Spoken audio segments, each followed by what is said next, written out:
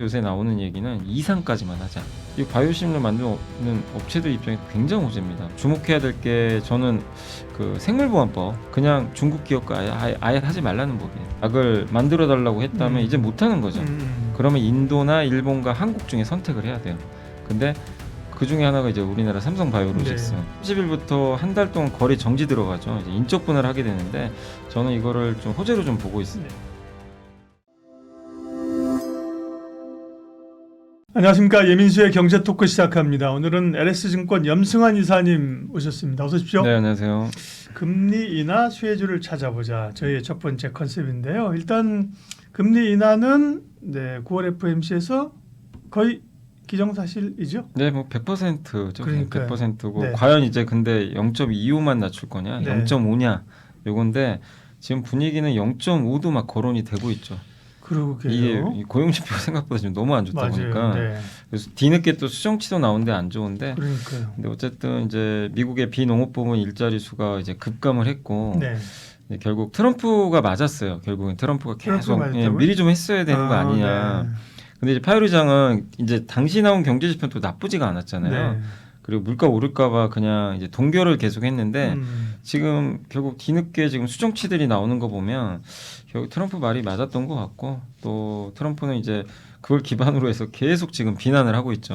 요즘 그렇대요. 느낌이 네. 그동안은 아유 통화 정책이란 게 독립성이 있어야 되는데 네. 왜 이렇게 흔드냐 그랬는데 지금 보니까 그러니까 말씀하신 것처럼 파월이 너무 머뭇거린 거 아니냐. 네, 그죠? 맞습니다. 이런 느낌들을 봅니다. 그러니까 이제 트럼프 대통령 불만 그거예요. 아니 그 자리에 있으면 미리 예측도 할 줄 알아야지. 예. 뭐 맨날 데이터만 확인한다고 하면 거기 왜 있냐 이거예요. 근데 이제 거기에 대해서 만약에 파월 의장의 말이 맞았으면 또 분위기는 달라졌겠지만 지금 네. 어쨌든 나오는 현상은 트럼프의 말이 좀 맞는 쪽으로 좀 가다 보니까 네. 결국 이제 이 연준의 입지는 좀 좁아질 수밖에 없는 상황이고 금리 인하 확률은 어쨌든 이제 100%가 됐고 근데 이렇게 이제 금리가 내려가게 되면 또 한 가지가 달러는 약세로 가거든요. 예, 그렇죠. 네, 그래서 지금 올해만 달러가 일단 마이너스 10.7% 정도 빠졌는데 지금 이제 뭐 미국의 월가나 주요 투자은행에서는 내년 최대 지금 달러가가 지금 한 97, 뭐 6 왔다 갔다 하거든요. 그렇죠. 예. 90.5까지도 보고 있어요.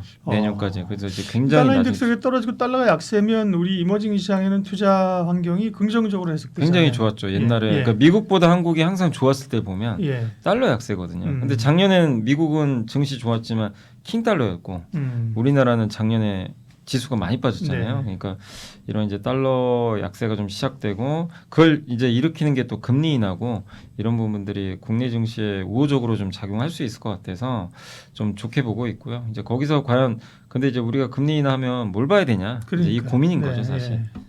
보통 이제 금리 인하하게 되면 성장률을 보라 이렇게 네. 얘기하잖아요. 네. 그리고 대표적인 게 이제 바이오 얘기니 성장률을 네. 보라는 얘기는 좀 논란이 있는 것 같고 그러면은 뭐 금리 인하하니까 성장률은 2차 전지도 봐야 되느냐 뭐 그렇다 아니다 이런 논란이 네. 있는데 그죠? 근데 이제 네. 금리 인하면 성장률을 보는 건 맞는데 네. 그 산업이 성장을 해야 돼요, 실제. 네, 그렇죠. 근데 아쉽지만 2차 전지 성장을 못 하고 있으니까. 그러니까요. 자꾸 뒷걸음질 치니까 그게 좀 안타깝고. 네.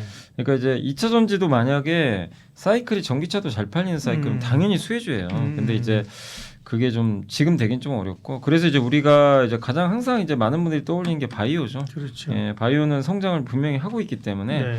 거기에 속해 있고 그래서 사실 근데 이제 바이오가 이제 하반기에 또 많은 또 이슈들은 있겠지만 이제 신약 관련한 임상 데이터들도 나올 것 같고 또 한 가지가 저는 바이오 시밀러도 좀 지켜보자 이런 좀 내용인 게 뭐냐면 트럼프 대통령이 원하는 것 중에 하나가 약값 떨어뜨리. 예. 근데 그거 떨어뜨리려면은 일단 약이 좀 경쟁 체제로 가야 되거든요. 네. 바이오 시밀러가 많이 나오는 게 사실 좋아요. 트럼프 대통령 입장에서. 음. 그래야 이제 기본적으로 이 약가 자체가 좀 떨어지는 환경을 만들 수가 있는데 그러다 보니까 지금 트럼프 대통령도 이제 행정명령을 통해서 일단 처방약 가격 인하 행정명령을 올해 4월달에 내렸고 그리고 또 정책 중에 하나가 복제약과 바이오시밀러 확대하자.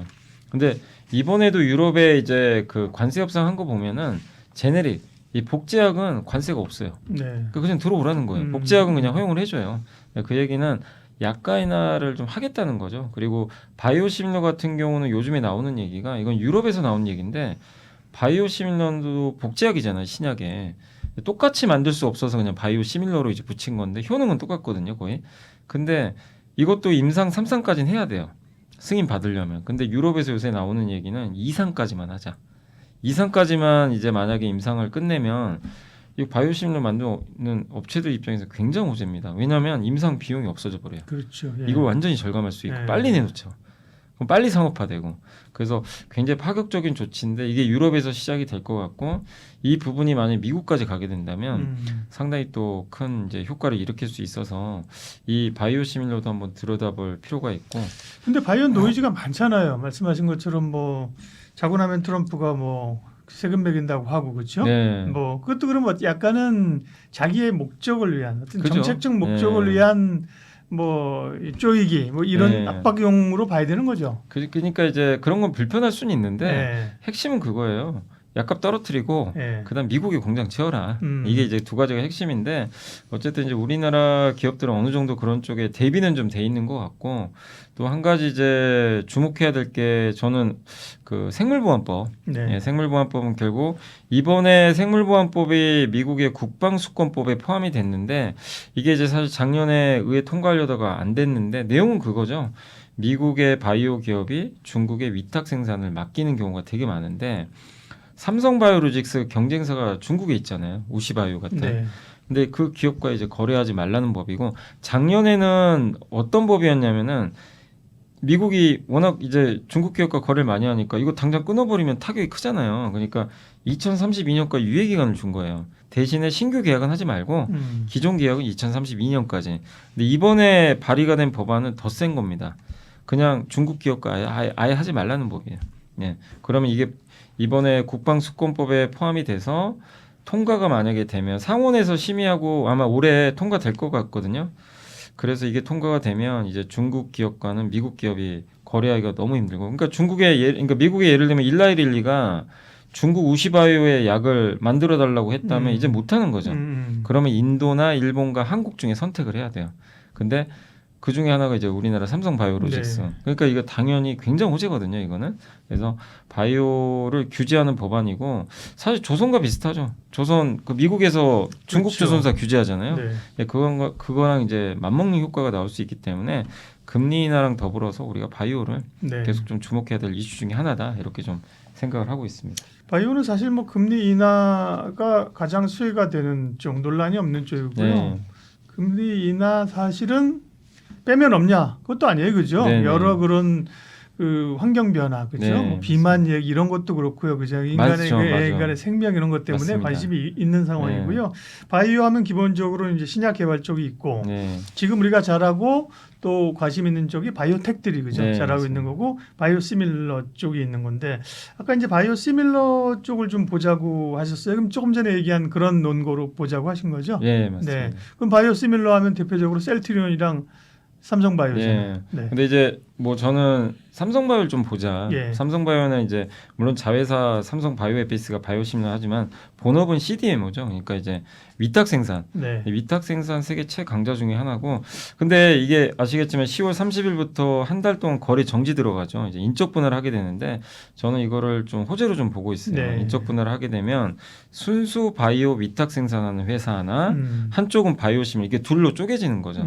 쪼개지는데 이걸 하는 이유는 좀 한 가지가 뭐냐면 그 일라이릴리나 미국의 대표적인 뭐 존슨앤존스 같은 회사들은 뭐가 불편하냐면 삼성바이오한테 약을 만들어 달라고 맡기는 건 좋은데 복제약 만드는 회사가 여기 들어가 있잖아요. 반도체 파운드리랑 똑같구나. 맞아요. 그죠. 예. 그러니까 이 불편한 거예요. 예. 내 경쟁사가 여기 들어가 그러게, 있네. 예. 아니, 경쟁사라기보다는 되게 안 좋죠. 그렇죠. 본중 그렇죠. 복제약을 네. 만드니까. 예, 이 같은 회사로 있다 보니까 그래서 그런 요청이 되게 많았나 봐요. 음. 그래서 이제 삼성바이오가 이참에 그냥 분할해 버리자. 그래서 예. 삼성도 사실은 이 저 파운드리 떼라는 거잖아요. 예, 그런 얘기도 많이 TSMC처럼 있었죠. 그런 얘기 예. 많이 있었는데 아 그런 로직이에요. 예. 삼성바이오로직 분할이. 그래서 이거를 이제 만약에 근데 물적 분할했으면 좀 충격이 컸겠죠. 그렇죠. 네. 근데 이제 인적 분할하면 주주분들 입장에서 뭐가 좋냐면 내가 둘 다 가져갈 수가 있어요. 그렇죠. 그래서 이제 한 달 후에 만약에 이제 거래 정지가 풀리고 11월 22일 날 상장을 할 텐데 주주분들은 선택하시면 돼요. 둘 다 그냥 가져가셔도 상관없고 아 나는 삼성바이오가 좋다. 그러면 바이오에핏을 팔아버리고 이쪽에 더 실어버리는 거죠. 그러니까 선택지를 주는 거라 좋고 다만 이제 한 달 동안 거래 정지되니까 네. 그런 부분은 좀 감안하셔야 되겠지만 최근에 제가 좀 느꼈던 건 뭐냐면 갑자기 내부자들이 주식을 사기 시작하고 있어요. 삼성바이오로직스 그 대표이사도 이번에 주식을 거의 6억 정도 사셨더라고요. 그러니까 이제 거래 정지 앞두고 이 이벤트를 좀 좋게 보는 것 같아요. 예, 그래서 내부자 매수 있고 그 다음에 이제 최근에 삼성바이오로직스가 1.8조짜리 대규모 수주 하나 따냈어요. 미국 네네. 기업인데 누군지는 비밀입니다. 공개는 안 됐는데 이게 왜 의미가 있냐면은 지금 미국이 뭐 관세라든가 미국에 공장을 지어야 되고 이런 문제들이 있는데 한국에만 공장 갖고 있는 삼성바이오한테 1.8조를 줘버린 거예요.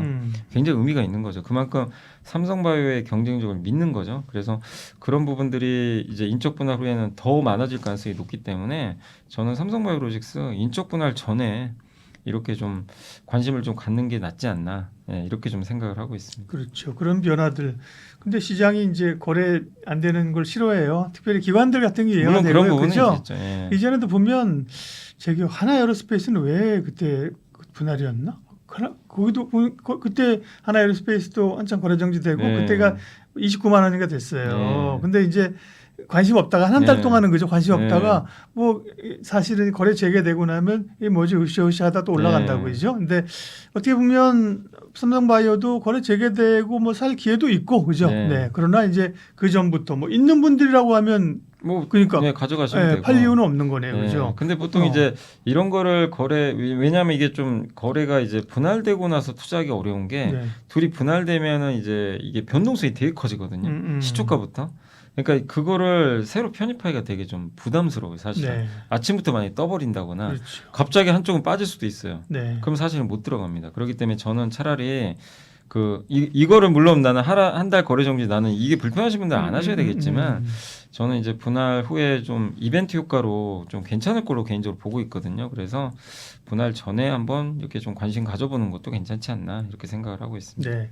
그런데 삼성바이오로직스를 분할하게 되면 지금 말씀하신 건 어쨌든 간에 뭐 에피스 부분보다는 삼성바이오로직스의 어떤 가치가 그 역량 이런 걸 본 거잖아요. 그게 네, 우리가 맞습니다. 약간 CDMO는 제조업과 비슷하다. 네. 그래서 삼성이 이 관리의 삼성이 잘한다고 얘기하잖아요. 근데 실제 어떻게 보면 이제 네. 바이오계 TSMC잖아요. 네. 지금 어떻게 보면 지금 세계 1위거든요. 정말 잘하고 있기 때문에 삼성전자가 좀 아쉬운 그 공백을 요 삼성바이오가 저는 메꿔주지 않겠냐. 뭐 물론 다른 업종이긴 하지만 그래서 삼성바이오로직스는 정말 지금 파운드리 어떻게 보면 반도체 파운드리처럼 잘하고 있기 네. 때문에 긍정적으로 보고 있습니다. 근데 딴지를 하나 걸어보면 수익성이 이게 CMO나 CDMO 자체는 신약 개발이나 이런 거보다는 사실 제조업 비슷하게 간다고 하면 뭐 차곡차곡 가지만 수익성이 낮은 거 아니에요? 아니요, 영업이익률이 굉장히 좋은 걸로 제가 알고 있고 네. 매출 성장률이 한 20% 그러니까 여기도 제가 이제 적어왔지만 매출 성장률이 그 이번 최근 4분기 합쳐서 19.5% 나왔고 영업이익 성장률이 22.8% 나오고 있고요. 그냥 매분기 어닝 서프라이즈가 계속 꽂히고 있습니다. 네. 그래서 수익성도 워낙 좋기 때문에 이 파운드리 사업, 그러니까 어떻게 보면 파운드리 사업, 아시겠지만 TSMC 이익률은 엄청 높잖아요. 그렇죠. 예. 비슷한 거죠. 왜냐하면 경쟁이 치열하지가 않아요. 예, 어떻게 보면 삼성바이오로직스는 대형 CDM으로서 인정을 많이 받고 있고 또 저는 더 좋을 수밖에 없는 게 강력한 경쟁자인 중국이 이제 사라질 가능성이 높거든요. 미국 입장에서. 그 아까 생물보안법. 그렇기 때문에 삼성바이오로직스에 대해서 저는 계속 좀 중장기로 그리고 저는 이런 삼성바이오로직스 같은 기업들이 시총이 굉장히 커져야 된다고 생각해요. 이런 기업들이 커져야 우리나라 바이오 사업 자체가 굉장히 커지고 인정을 더 받을 수 있기 때문에 저는 굉장히 국가적으로도 중요하다 이렇게 생각하고 있습니다. 예. 주식 투자는 타이밍이 생명. MTN 투자학교. 기술적 분석, 실전 투자는 MTN 투자학교.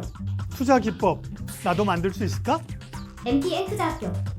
해외 투자 혼자는 힘들어. MTN 투자학교. AI를 활용한 실전 투자 교육까지 책임집니다. MTN 투자학교. 실전 투자 종합반 2기 많은 신청 바랍니다.